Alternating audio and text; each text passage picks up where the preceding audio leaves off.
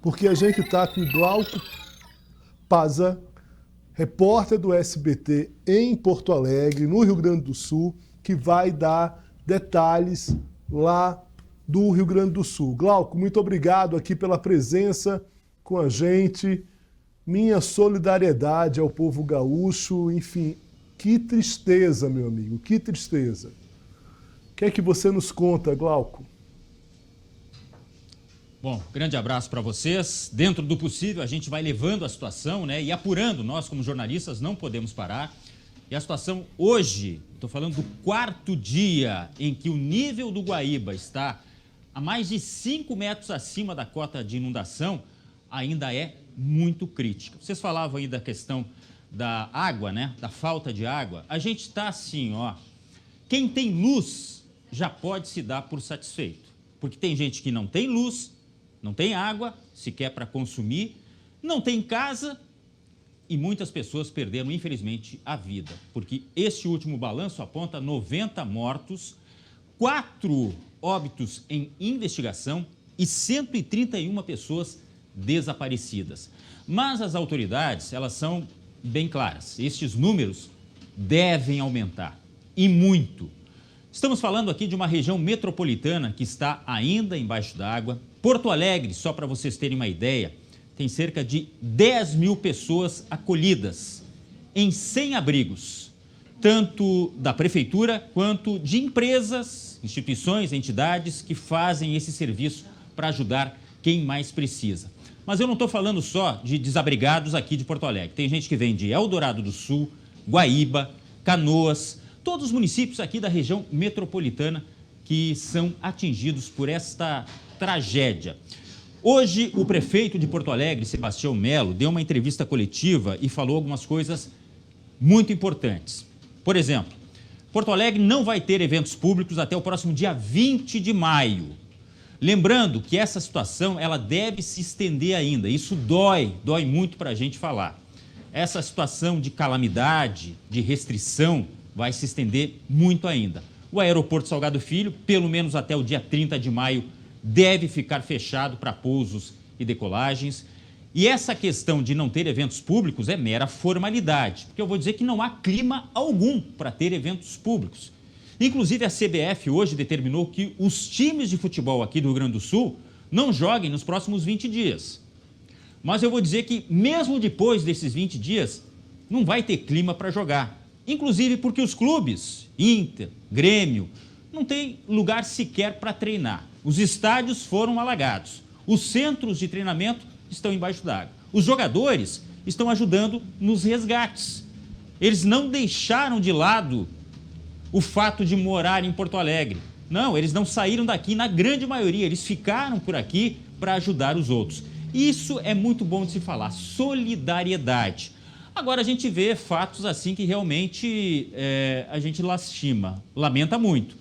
Por exemplo, há pouco chegou uma repórter, colega minha do centro de Porto Alegre, dizendo que as pessoas estão brigando por água. A questão de não ter água potável, né? Outra informação, continuam os criminosos a efetuarem saques, furtos e até muitas vezes roubos mesmo. Por isso, o governo do Rio Grande do Sul pediu apoio da Força Nacional de Segurança e 400 homens são esperados para ajudar justamente no reforço da segurança para que estas operações sejam feitas, inclusive porque há denúncias de criminosos que estão furtando embarcações, estão furtando motos aquáticas, ou seja, prejudicando quem está ajudando neste momento crítico. Mas eu vou dizer para vocês, a situação ainda é, olha, lamentável aqui no Rio Grande do Sul, viu? Glauco, em relação a esses crimes, que é algo que, de fato, chama muito a atenção da gente aqui, do que se trata? Em que momento tem atuação? Porque uma das reportagens aqui do SBT são pessoas que estão atacando barcos, por exemplo. Mas como é que está se dando isso? Como é que a polícia está tentando atuar? E eu vou chamar também para essa conversa, Glauco, se você me permite, o Jesus. A gente vai fazer aqui um bate-bola aqui com você, fazendo algumas questões. Você me diz a hora que você precisa ir, porque você tem atividades também aí, porque a gente vai continuar na nossa cobertura. Mas como é que está sendo essa atuação e como a polícia está tentando coibir essas ações, Glauco? Porque é chocante isso. Você está falando de solidariedade, ao mesmo tempo tem gente se aproveitando da tragédia. A gente vê dois tipos de crime, tá? São pessoas que entram nos estabelecimentos comerciais. A gente vê, e isso a polícia já deixou, não aberto, mas assim, deixou meio que explícito. Pessoas que entram nos estabelecimentos para pegar coisas para comer, água, mas também para revender esses produtos. São criminosos de qualquer forma. E tem um outro crime que este é o organizado. E aí eu falo mais da questão de Canoas, que é um município aqui do ladinho de Porto Alegre, em que há disputa de facções. E a informação que nós temos é de que estes grupos, a eles não interessa absolutamente que mesmo na tragédia as forças de segurança entrem nos locais em que eles têm como reduto. E aí eu falo da comercialização de drogas e muitas vezes até de armas. Por isso o reforço da segurança é tão importante. Canoas, só para vocês terem uma ideia, é uma das maiores cidades do estado. Como eu disse, fica aqui do lado de Porto Alegre. Mas tem lugares dominados pelo crime em que a segurança pública, sim, tem dificuldade para entrar em dias normais. Agora, se viu obrigada a entrar, até por causa dos salvamentos, só que o crime não quer deixar que isso aconteça. É ou não é um absurdo? Total. Jesus, o que é que você tem para perguntar para o Glauco, que está acompanhando diretamente essa tragédia, trazendo informações diretamente do Rio Grande do Sul? É um absurdo, Léo, e Glauco, me solidarizo com você e com todo mundo que mora aí, que está perto, né, do epicentro dessa tragédia. E o próprio ministro-chefe da Comunicação Social do Governo Federal, né, o Paulo Pimenta, ele se referiu a todos esses acontecimentos, a esses aproveitadores, né, ao que eles têm feito aí na região.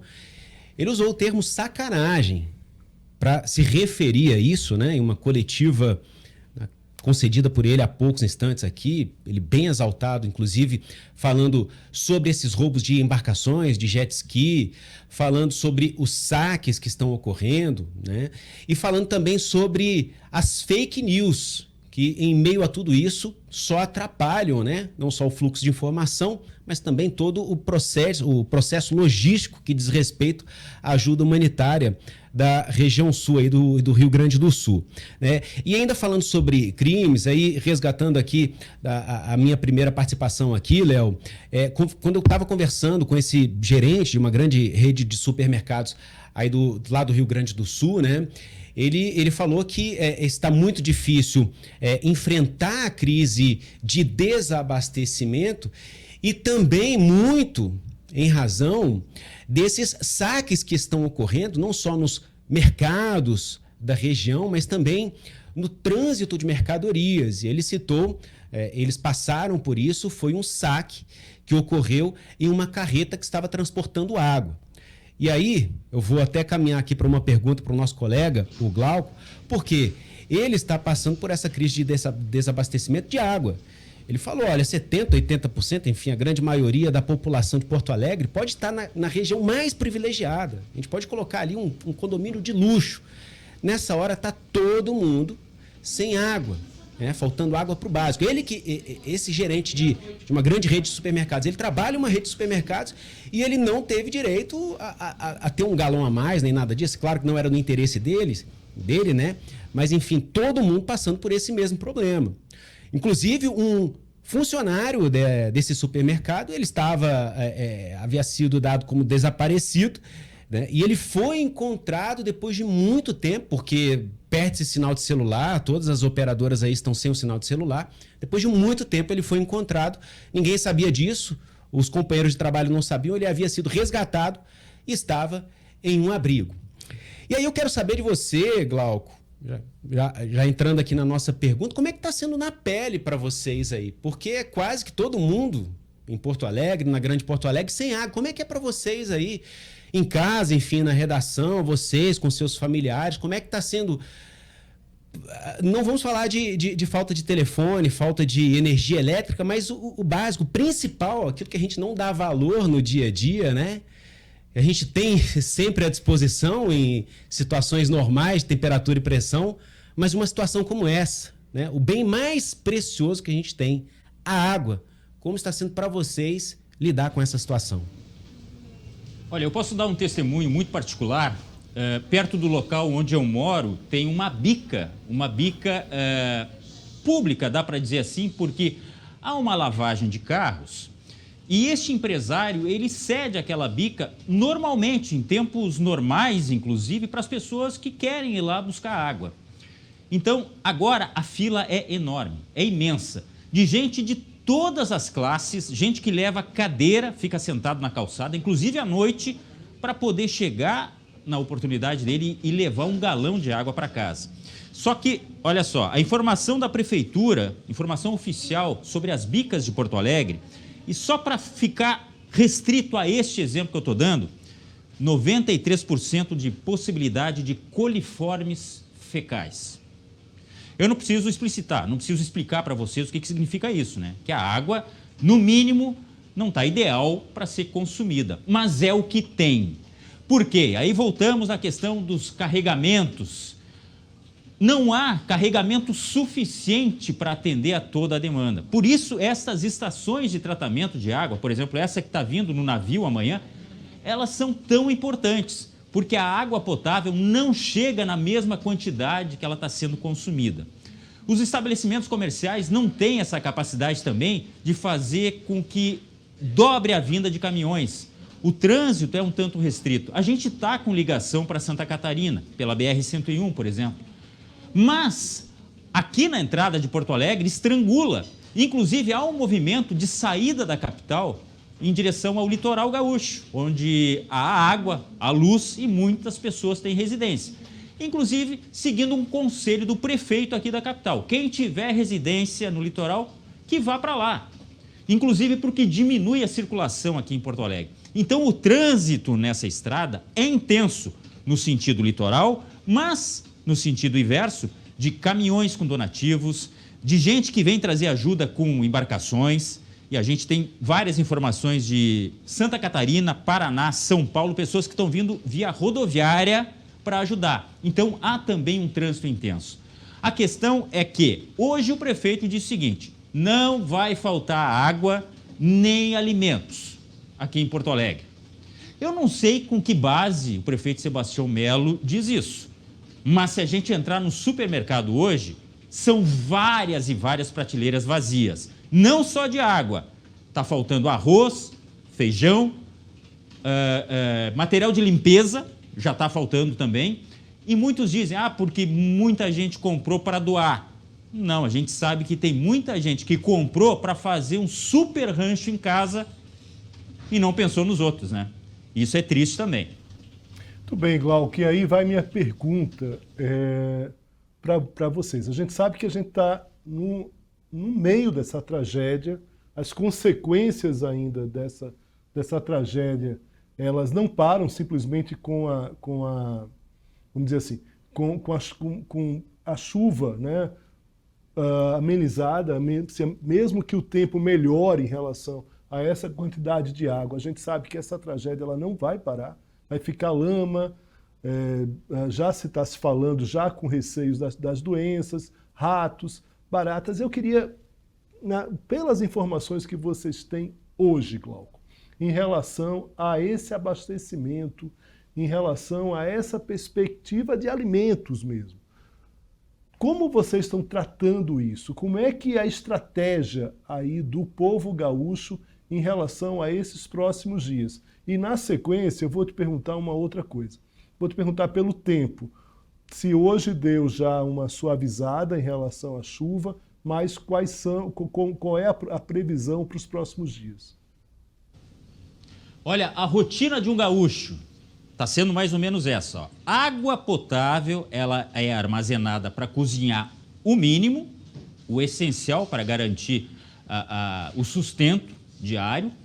E a água, de onde vier, tem muita gente usando água de piscina. E doando, para quem não tem piscina em casa, a água é essa que pode ser utilizada no banheiro, que pode ser utilizada, de repente, para fazer uma limpeza básica. Está sendo assim. Em termos de alimentação, as pessoas buscam alternativas, tá? Não é em todo local que está faltando, por exemplo, arroz e feijão. Eu estou falando mais uma área central aqui. A região sul da capital, ela foi menos prejudicada. Inclusive, é a única que manteve o abastecimento de água, dá para dizer, ininterrupto.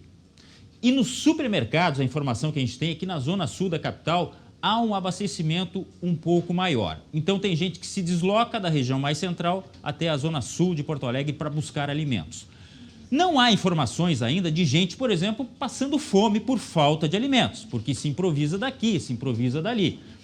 Mas o fato é que a gente aprende com a dor, a força a fazer as coisas e a racionalizar o uso, principalmente da água. Por exemplo, o decreto municipal que o prefeito baixou diz o seguinte, ó, se possível, não use água potável para tomar banho. Sim, isso mesmo. Se você quer tomar banho, de repente use a água da piscina, passe alguma coisa, use um antisséptico, um álcool ali para o dia a dia, enfim, e deixe a água potável para o essencial. Mas agora eu recebo a informação aqui, e isso é importante, não posso deixar batido aqui, pessoal. Nós estamos aqui na sede do SBT, a cerca de 2 quilômetros aqui para baixo ficam 2 bairros tradicionais, Menino Deus e Cidade Baixa. Menino Deus está numa situação crítica. Foi tema, inclusive, de uma música do Caetano Veloso, é um bairro muito tradicional aqui de Porto Alegre, que vive agora com a inundação do Guaíba, porque as bombas responsáveis por sugar o excesso de água, elas foram desligadas. Elas estão submersas. Aí, por um risco elétrico, a ordem foi desligá-las, até para que não cause maiores problemas para quem pisar na água e houver ali, de repente, energia elétrica, né?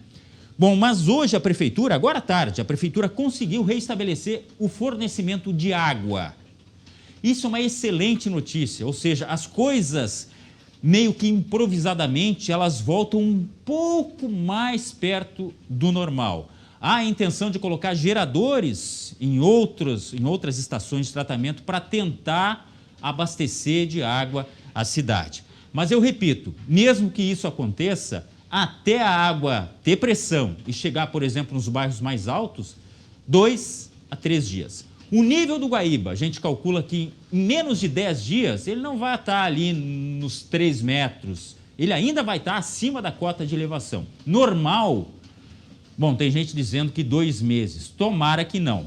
E aí eu entro na questão do clima. Gente, neste momento em Porto Alegre, 29 graus, estamos no outono. Temperatura totalmente fora do normal, tá?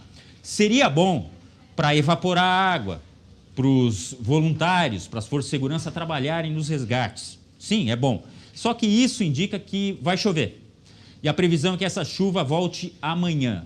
E até por isso já começou hoje uma campanha para as pessoas doarem cobertores, agasalhos, porque a previsão é que com a chuva de amanhã a temperatura despenque. E ela pode despencar para 15 e depois, eu estou vendo, 10 graus.